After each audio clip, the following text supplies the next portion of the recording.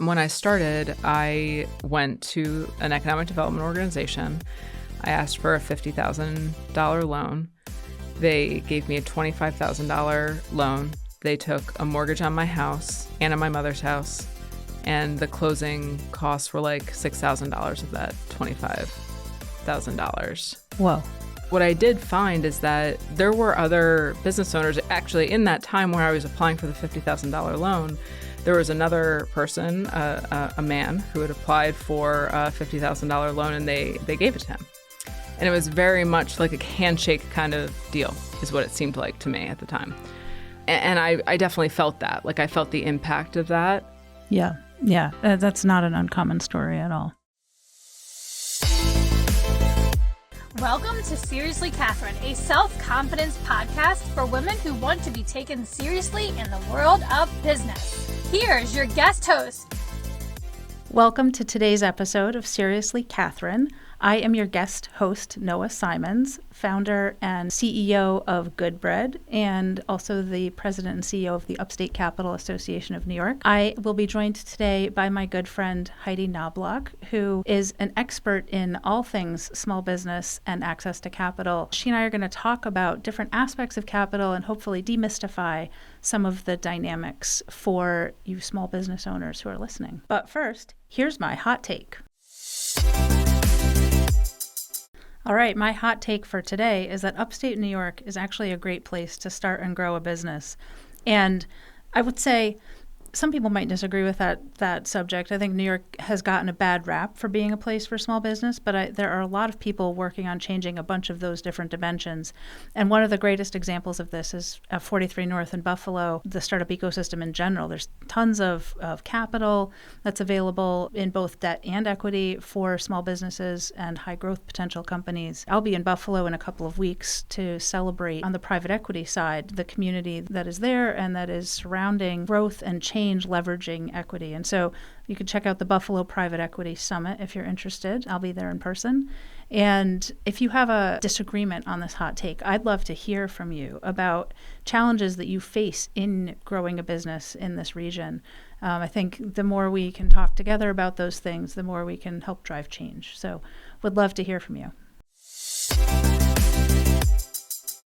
Thank you so much for sitting down with me today, Heidi.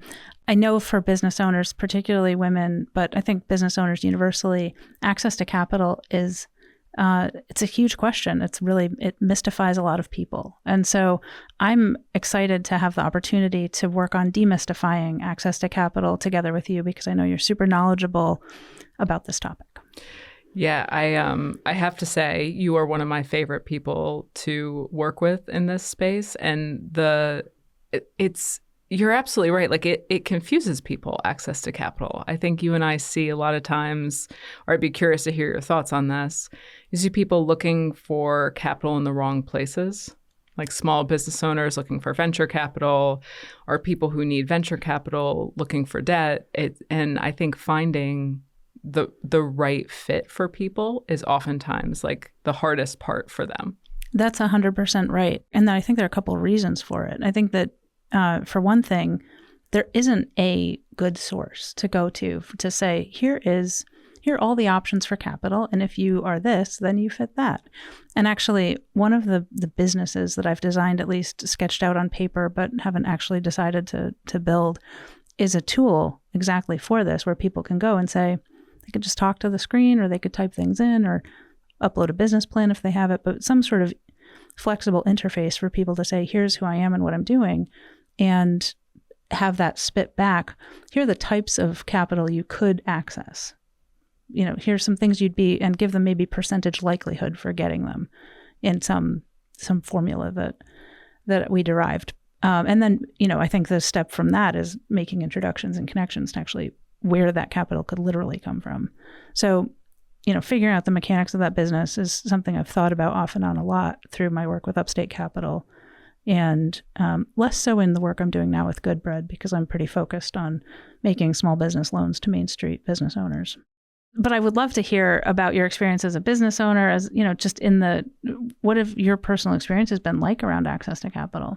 Yeah, great question. So you mentioned credit cards. So I started Plum Oyster Bar in 2016. It was an oyster bar in Troy, New York. And when I started, I went to an economic development organization. I asked for a $50,000 loan. They gave me a $25,000 loan. They took a mortgage on my house and on my mother's house. And the closing costs were like $6,000 of that $25,000. Whoa. Yeah. I make fun of the person who was running that organization all the time because I took over that organization at a later date. And so I kind of tease, like, I think they kind of saw me as like, what is this PhD student or person doing this oyster bar? Like, right. What is she doing? Like, she's never going to make this work. You know? And made it work. Did you pay back the loan? I sure did. But I did use credit cards too. So I just took out a 0% interest credit card. Had like a $25,000 lending limit, and I used that as like a line of credit. I went to a kitchen supply store. They were fantastic, so I am going to say their name, B&G Restaurant Equipment. They gave me a 6-month, 0% interest loan, for all of the kitchen equipment. Wow. And I went back to them every other time I needed equipment and sent everyone to them because they were fantastic. And then I was lucky enough to have kind of friends and family that I took some money in the form of a loan from friends and family to start the business. But I mean, when we started, it was like pretty much like plywood tabletops. Like, we had what we needed in order to get the business started, but we definitely bootstrapped it for sure. So every dollar that we took in, we used to buy things that could then make more money. And by year 2, I got pretty good at, ensuring that we had the right amount of cash flow to say, like, okay, we're going to buy this kegerator, and that kegerator is going to, have this much impact on our cash flow, and then we'll be able to kind of pay back these 0% interest credit cards in time. But it was all very much cobbled together, for sure. And I think the thing that you're saying that I find so compelling is that what I did find is that there were other business owners. Actually, in that time where I was applying for the $50,000 loan, there was another person, a man, who had applied for a $50,000 loan, and they gave it to him. And it was very much like a handshake kind of deal, is what it seemed like to me at the time. And I definitely felt that. Like, I felt the impact of that. I'm not sure what behaviors someone would have been able to see. I guess they would have seen that I paid off my student loans.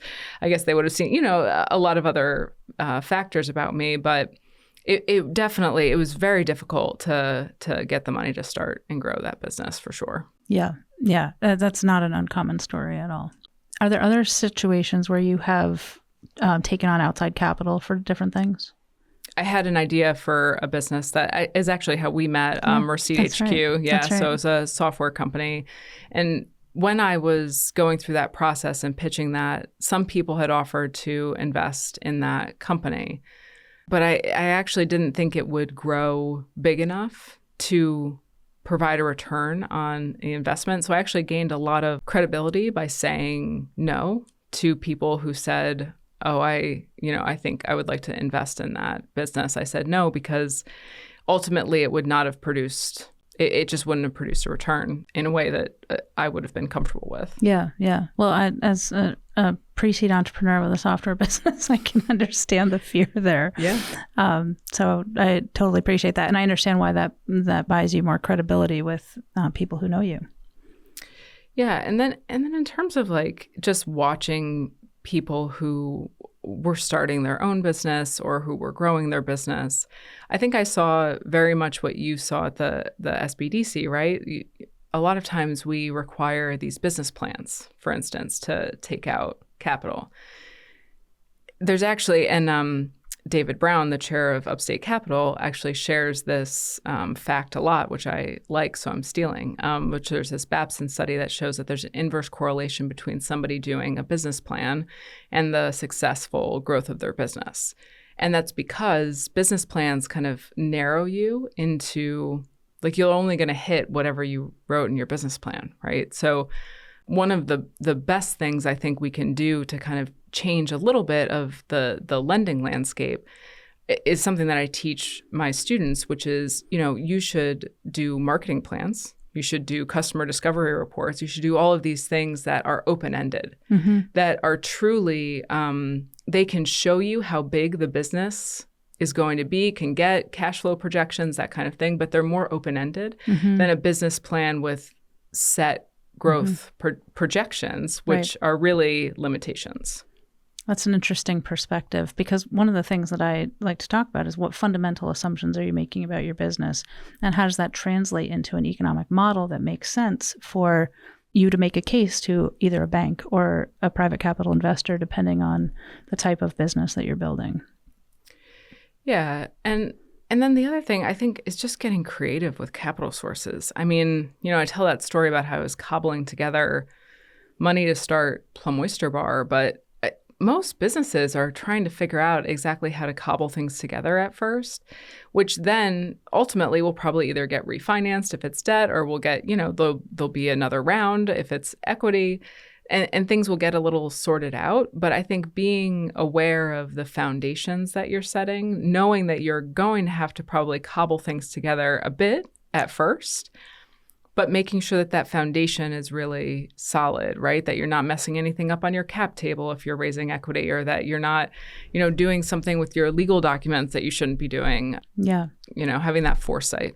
What would you say to an entrepreneur who, or a small business owner who has been in business for a while and can see some growth opportunities in their business, but is really scared about the idea of engaging outside capital? Yeah, I think taking it like step by step, right? So one of the things that I like about GoodBread and this concept is that if I'm lending to somebody with an SBA 7A loan, I want them to borrow probably more than they think that they need, because they can't really come back to the well for a long time. And that, I think, can really make people very scared when they are thinking about borrowing money. So if you can have people be able to take things in bite-sized chunks, like I know when I had the restaurant, if you said, hey, we'll lend you the money to buy this kegerator, and I know in my mind the opportunity that presents and how long I think it would take to pay that off, then you get braver each time that you do that. So I think my advice would be is if there are opportunities to take small bite-sized chunks of lending or small bite-sized chunks of investment, that's probably the best thing. Just making sure it's not too expensive to do that legally, I think would be the biggest hang up. I think that's interesting, because one of the things from the lender's perspective that I think about is that I am trying to build a relationship and I want to build trust. And maybe a good way to do that is actually just start doing the thing that we want to do, which is having a lending relationship. And so what if every new customer coming to GoodBread starts with a $5,000 loan that gets prepaid in, a couple months or 3 or 4 months, whatever time period. But I'm playing with that as a go-to-market strategy, a piece of the go-to-market strategy. Yeah, I like it a lot, because then you show that they have the capacity to pay it back.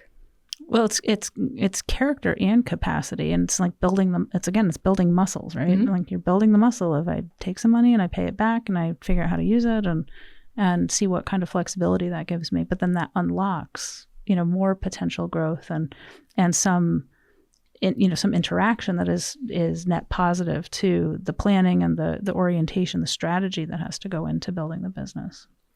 Yeah, I think that's a great idea, right? And maybe even if it's not a set amount of like $5,000, but if it's a set thing, right? So a lot of Main Street businesses, they have things that they need to buy, right? Mm-hmm. And so even if I don't get the impression that you're going to do like a UCC filing on the collateral or anything, but in this scenario, right, you in theory could, right? Like, so you could say, or there's so many different ways you could go with GoodBread. You could start to work with the type of equipment people that I worked with. The restaurant people, right. So like to help people get the resources that they need. Because the other piece of advice I would give entrepreneurs is that it is, this is a frustrating thing for people to hear. It was frustrating for me to hear. But most of the time, you don't actually need money. Most of the time, you don't need money. You need a resource. So money is oftentimes what gets you that resource, but it's a resource that you need. And so unfortunately, I think people get over-mentored, underfunded, so they get a little exhausted by that advice. But ultimately, like if someone was providing me with a kegerator, not with the $5,000 it would take to buy the kegerator, I still am in a better position, right? Because I have the resource that I need. So I think sometimes people just think of like money as like a proxy or something. Yeah. Or they actually, it's that they don't think of it like a proxy. They think of it like income. Right. You know what I mean? Right. So they don't think of it like a proxy. They think of it like income. Right.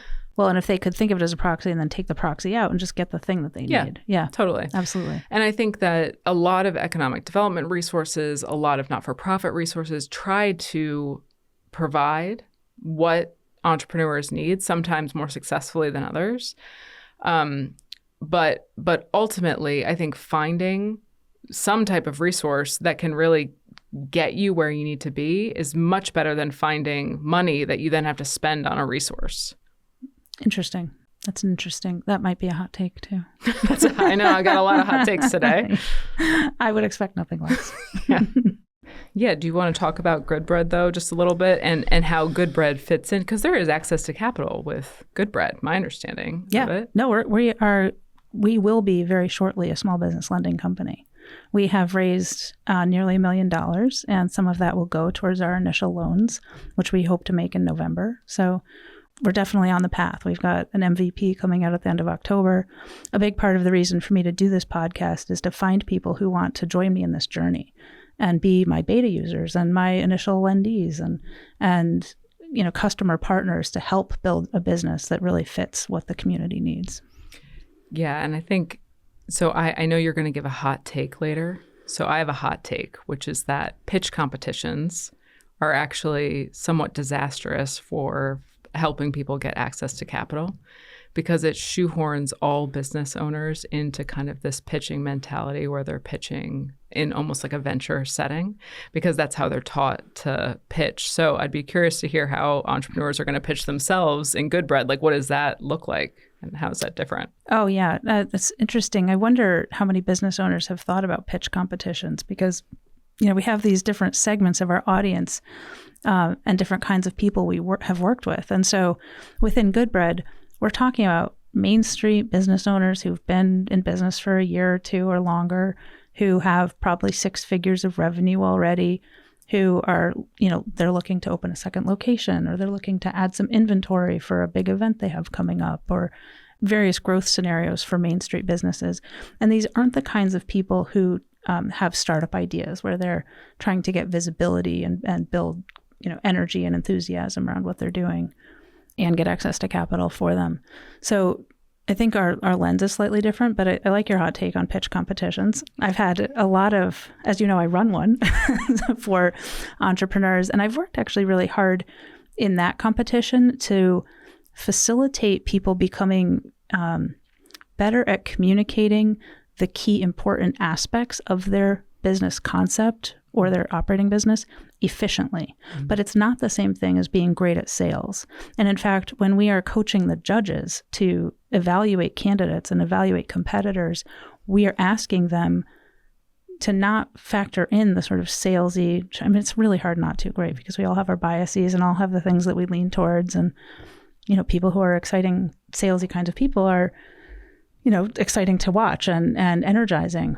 But I'll give you like an example from that competition. A woman, was one of the people who competed and won a couple of years ago had a horse blanket washing business. I remember. Yeah. And so, that competing on the same stage with some really compelling, PhD students from top tier universities. And so I think pitch competitions can be terrible and they can wedge people into trying to just highlight the sort of shiny parts and highlight the sales piece. But there's a lot that goes into building businesses.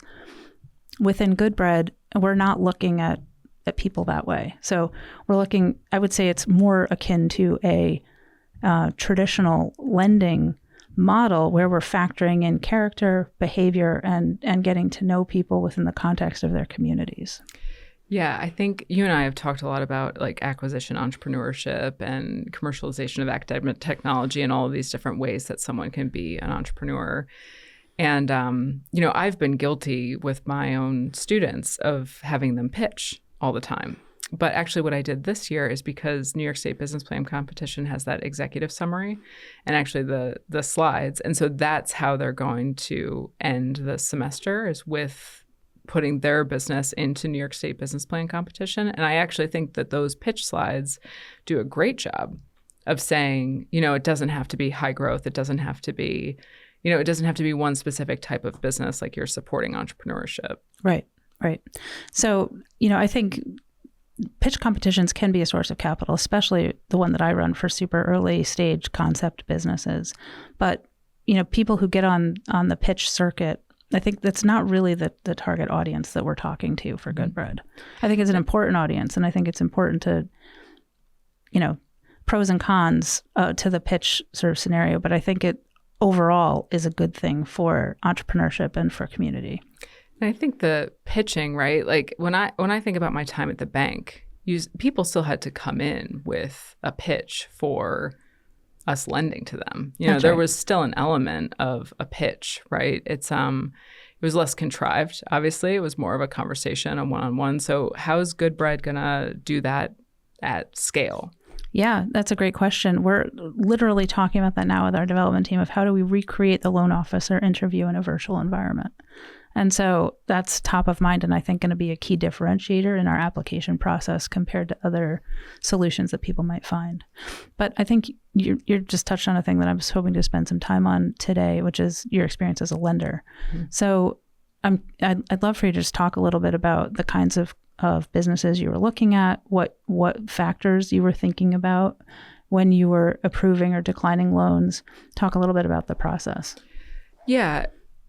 So I have such an interesting, strange career that, you're super familiar with, but small business owner, restaurant owner, and then started getting involved in economic development through sitting on IDA board.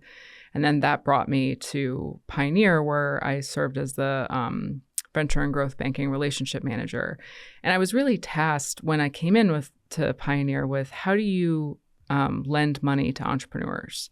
And so I took that question very seriously. And the best way to lend to them is through government-backed programs.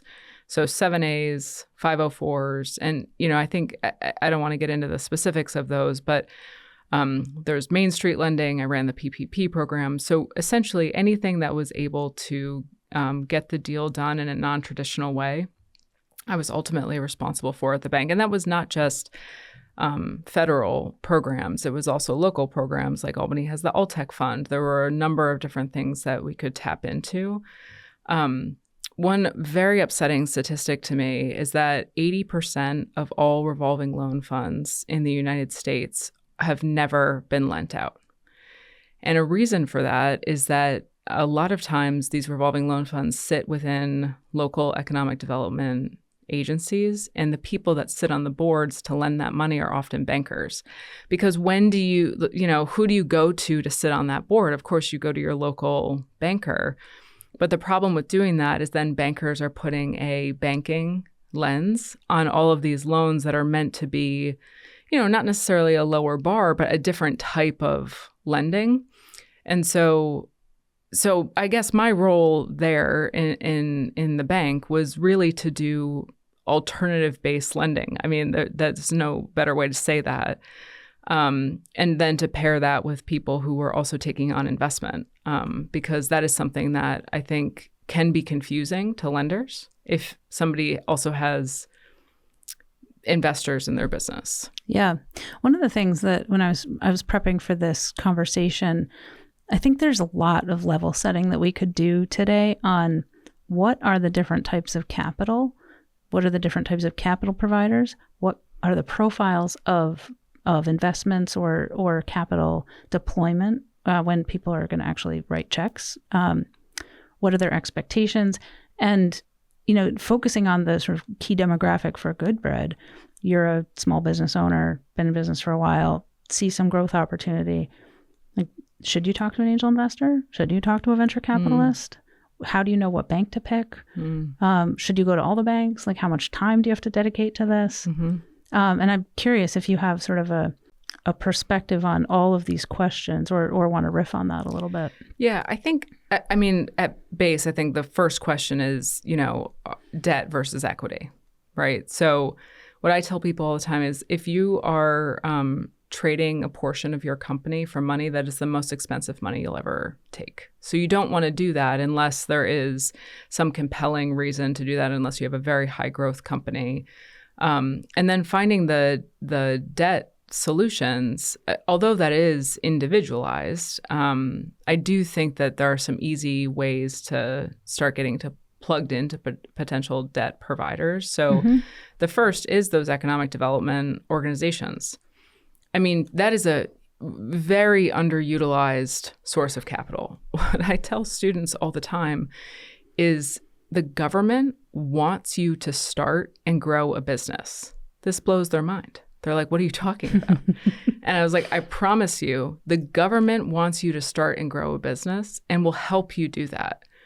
So it's not that government lending or government-backed lending is the only way to get debt for a entrepreneur, but a bank is not going to lend based on projections unless it's a 7(a) loan.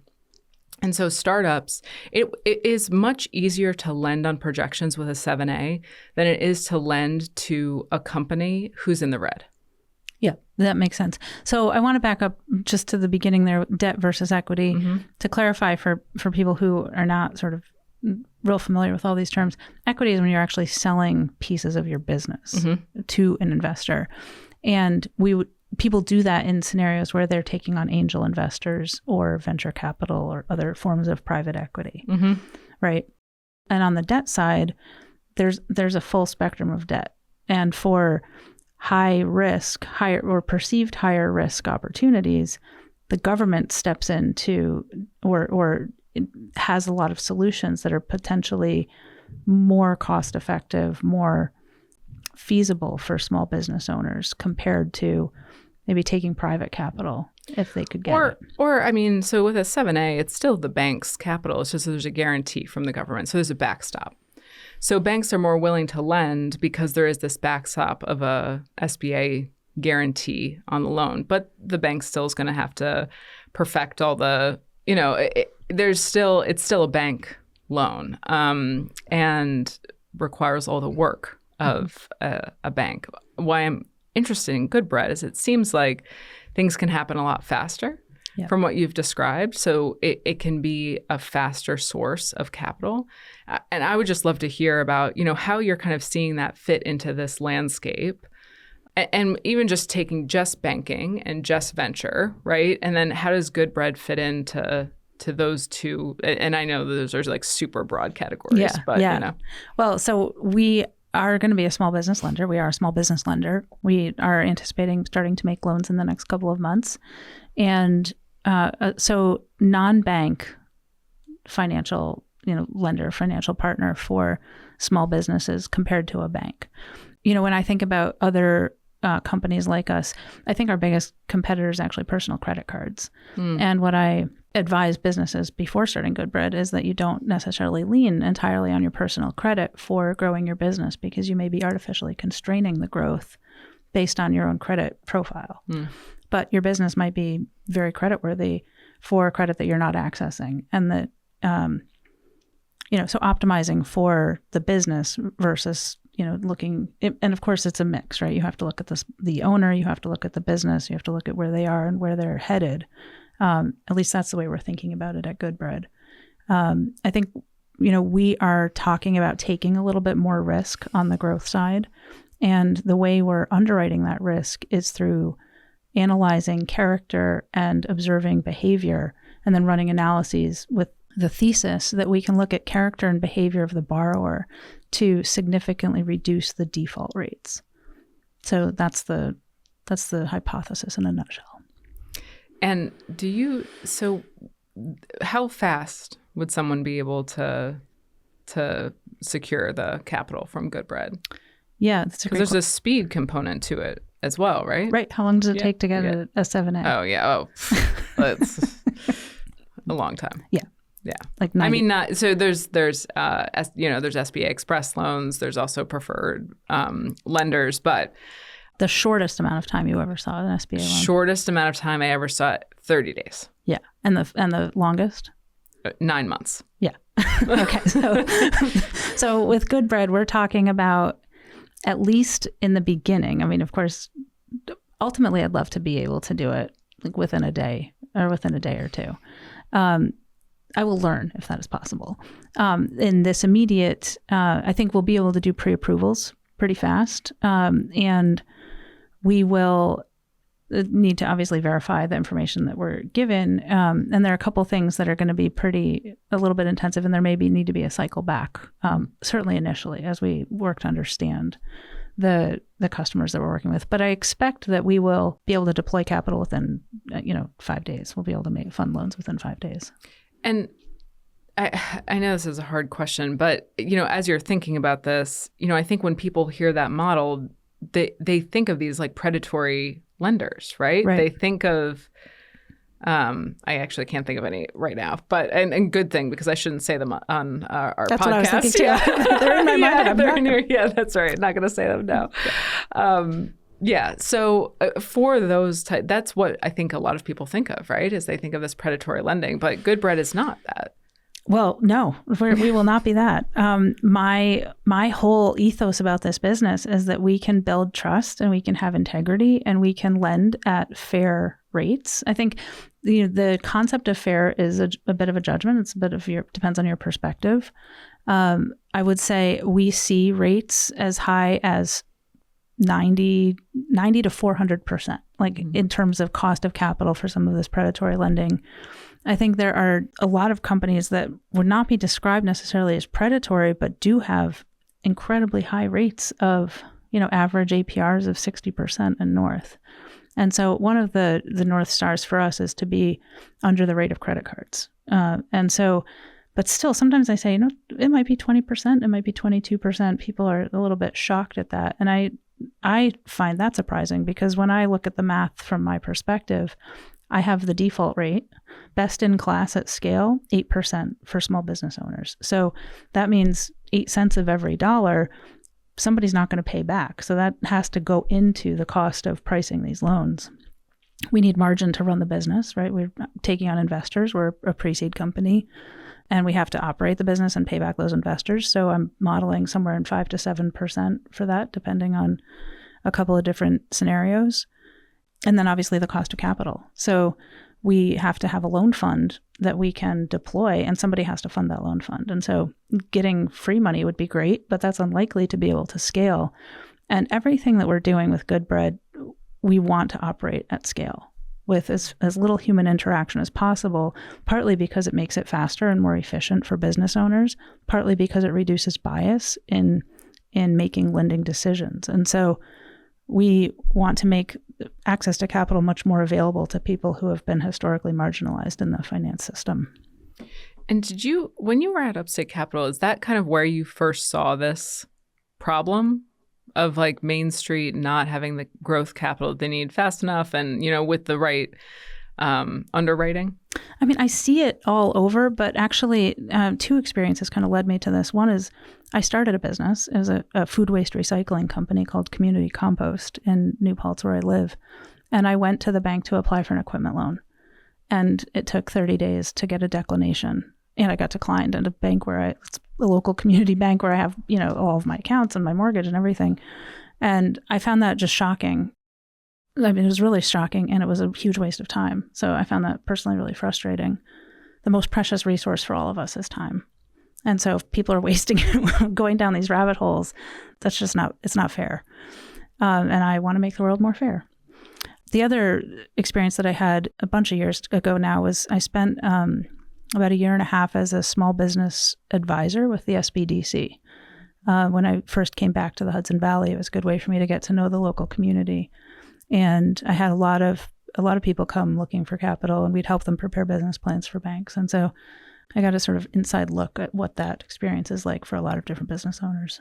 I think this might be a reason that you and I are, just like we connect so easily and really like working together, because there aren't very many people like us who have been seated at all of the different places in the table that we're talking about. Yeah. The debt, the equity, the business owner, the advisor. And I think it's really unusual for people to have that depth of and experience. Like, people just don't see the capital stack that way, which is one of the reasons I think it's so hard for people to navigate. I completely agree. And I think there's never going to be a substitute for relationship building, for accessing capital. But what there is, and what you're doing, is there's a way to level that playing field. Yeah. There's absolutely a way to level the playing field, and there's not enough private work being done to do that. I think there's a lot of work to be done that is being done on the public side, but on the private side, I don't see as much. So that's why I'm super excited about GoodBread. Yeah. Well, I think one of the ways in which you and I have connected is around some of the public work, at least with the business plan competition, where a lot of, for me, the motivation to take that on when it was about to stop existing and to help grow it and build it and sustain it, is that it is building a more level playing field. Mm-hmm. I don't believe in a fully level playing field. I don't think that's possible, but I think, we still have to work towards it. It's our moral obligation in this world to build more level playing fields. And so that sort of has driven a lot of the work with the business plan competition and drives a lot of the work that I'm doing now with GoodBread. Yeah, awesome. Thank you so much for joining me today here. It's been great to talk to you and to get some of your wisdom, and I feel like we could talk for hours. So. Yeah, absolutely. Been great to talk to you too.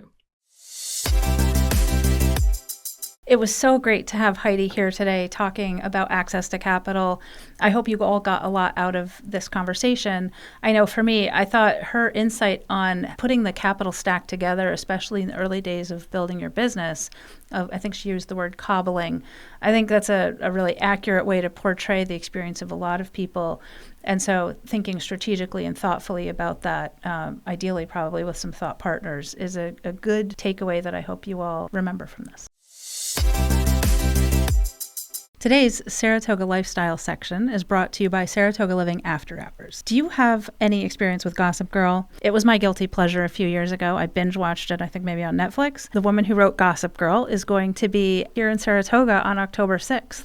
And I encourage you to go and have brunch and check it out. She'll sign books and be able to talk all about how she came up with this very complicated story of people growing up in New York. For more information, get the link in the show notes. In today's serious business lesson, brought to you by the Palette community, I wanted to talk for a minute about financial projections. I think both of these words can be scary, and I want to make them less scary for you. Business projections are so helpful for thinking about what could happen in the future. You're not saying they're definitely going to happen, and you're probably not precisely right, but projections are a tool to help understand what assumptions you're making and how to map those out and what resources you might need to achieve them. That can also be helpful for you in heading off some negative consequences of doing something or not doing something. And so the exercise of looking at your assumptions, modeling them, and modeling can also be a scary word, but Google Sheets are available to everybody. And you can just write down a couple of details of what do you think is going to happen? What are some numbers that could be attached to that? How many units of the thing that you sell could you sell next year? What conditions need to exist for that to be possible? And just asking yourself some of these questions can be really helpful to analyze opportunities that you might be thinking about. And so I would encourage you to not be scared of opening a Google Sheet and putting some numbers into it and attaching some years and some assumptions and just play around with it for fun. I think, well, maybe I have a funny idea of fun, but I think it's an interesting way to think about the future and to set some goals and understand your business in a greater level of detail. If you want a simple template, check the link in the show notes. All right, thank you all so much, and we'll see you next week. Thank you for listening to this podcast. And if you want to connect with me, slide into my DMs on Instagram. My handle is Catherine Hover.